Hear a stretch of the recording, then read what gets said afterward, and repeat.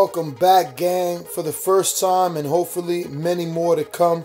Don't forget to subscribe to the YouTube channel and click on the notifications right here, this little bell, so you can get those emails every time we go live.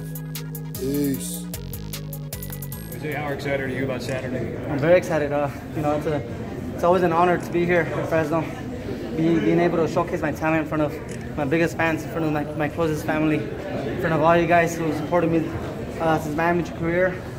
You know, it's always a blessing to be able to show you guys how I grow as a man, how I grow as a fighter, and how the fights continue to get bigger here in Fresno. And as you laid out your perspective and what's at stake, yeah, you know, how do you stay even keeled knowing what's at stake Saturday? I just focus, man. And you know, I've never been a kid who took the easy way out, or the shortcuts. I never like to get shortcuts. Even though my fight for a world title got sanctioned a few weeks before, people asked me why take the risk to take this guy. Well, you know, Mike Reed and I have been. We planned this fight before the fight was sanctioned for me to fight Ramirez for the world title. So whatever we start, we got to finish. And we started this fight, so we got to finish it right. Mike's really confident. He came into your hometown. He said he's coming to win. He's talked a lot about you. What's your plan? Stay focused, man. The main thing is to stay focused. You know, I hope he brings his best. You know, I hope he comes at his best, so that way the fans win, right? If you know, the fighter comes just to fight and not really to win, then it'll be a boring fight. You know, it'll be a fast fight for the fans to enjoy. And hopefully he does bring the best out of me. That's what I'm prepared. I'm prepared for the best of Mike Reed, and everything else doesn't mean nothing to me. Mike Reed, a southpaw, but you have experience training with world-class southpaw.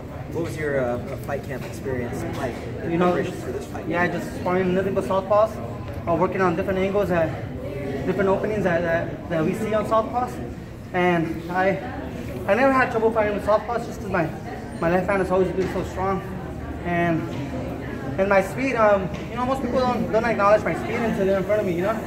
Manny Pacquiao didn't acknowledge my speed until we went 2 rounds together, and he was like, man, this kid could fight, you know. Besides the speed, the power, he could fight. You know, most people may say that my defense is you know, a one-way fighter, but there's no one out there in the sport that breaks at the waist, besides Lomachenko, that breaks at the waist the way I do.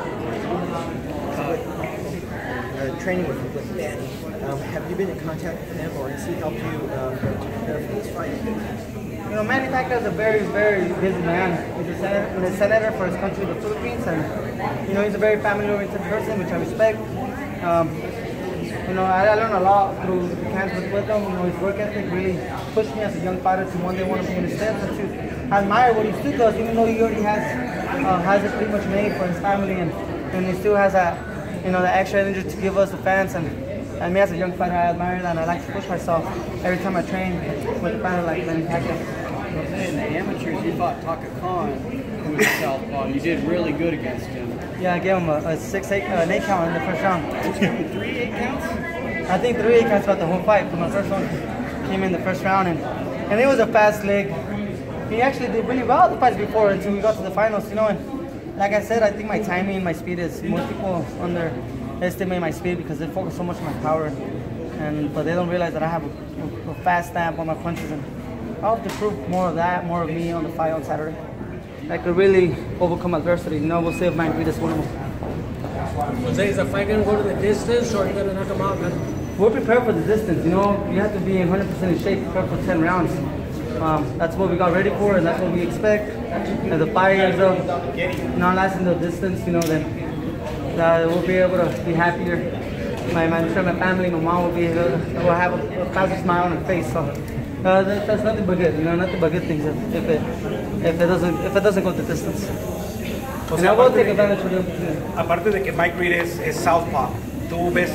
Hey Jose, so I always say there's more to boxing than just boxing. So what does the Fight for Water 7 mean to you? This Fight for Water 7, you know, it means that we got to do whatever it takes to build that temperance dam, that reservoir, that we need to storage that water. We need to have a future for our family, future for our farmers and our communities. You know, we need to have water for our future. Just because we had a great year of rain last year, you know, most people don't know, but millions of acre feet of water was thrown away straight to the ocean because there's no way to storage the water. And we can never, sometimes, you know, Mother Nature doesn't doesn't respond to us with water, and we got to have and some type of insurance so people can work with peace. So that's our main goal, is to build that dam, to have that water storage. It's great.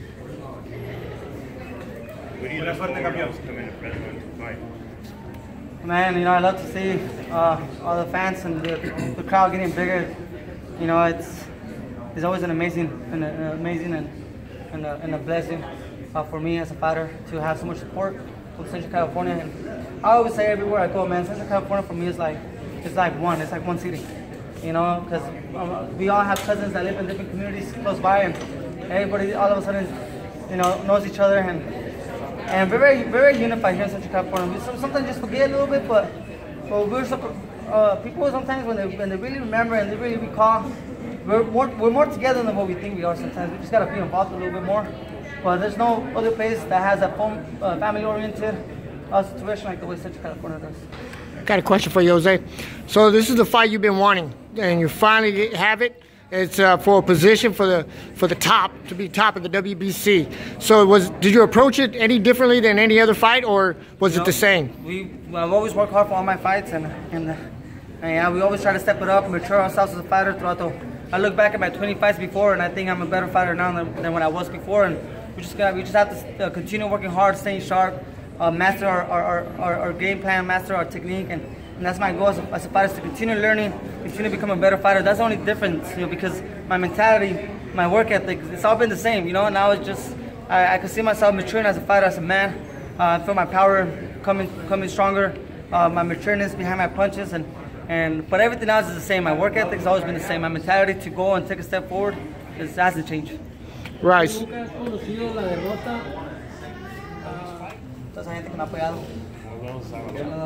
Regresas a Fresno casi después de un año en una arena grande como el Cedar Center y en cadena nacional.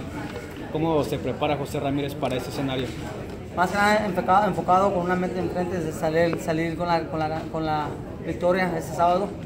Se requiere bastante disciplina, bastante trabajo mentalmente también, en la forma de que a veces uno se pone poquita presión porque ha llegado hasta acá y se pone a pensar demasiado, pero yo lo he tomado muy en calma, con mucha postura, con mucha paciencia, y nomás me pongo a recordar lo que ha pasado ya para llegar a este punto, y eso solamente pensar en lo que has hecho desde chiquito para llegar para acá, con solamente eso me ha motivado para mí para seguir con esa fe y con esas ganas.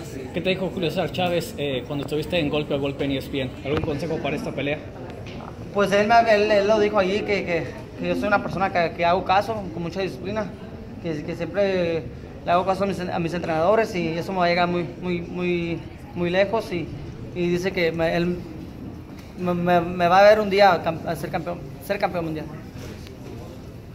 Jose, can we get you over here for a quick one? Hey, Jose, a couple more questions. With you being ranked in the WBC, how important is a clean sport to you, being enrolled in VADA? It's very important. I think we gotta, every fighter out there goes in the ring, living and everything on the line, and most of them have families. So it's very important to do things right, so less people can get hurt, because it's already a dangerous sport as it is. So we gotta be champions. We gotta be clean champions. We can't take any shortcuts. I've never been a fan of shortcuts, and it's something that I support very much, is to be clean, and I'm always gonna be involved with clean boxing, with clean sports. Yeah, credit to you for that, and the WBC for supporting that. Another question, you're always speaking about family. Me being a family man myself, how do you balance the competition, the championship competition that you do, training and everything, and balance being a family man? I think the family thing is they're always a part of me. Everywhere I go, I have them in my mind. I have them in my heart, and they're the reason why I push myself when I might face a hard obstacle, and they're the reason why I go through the obstacles, because I have them in my mind, and they're never a distraction to me. It's they're a part of me. They're a part of who I am, of what I become as a person, and that's the way I take it. I'm not the type of guy who feels distracted by my family or anything like that. I'm the type of guy who actually appreciates that they're there supporting. Right. Great. Yeah. Hey, great to see you, man. Thank you.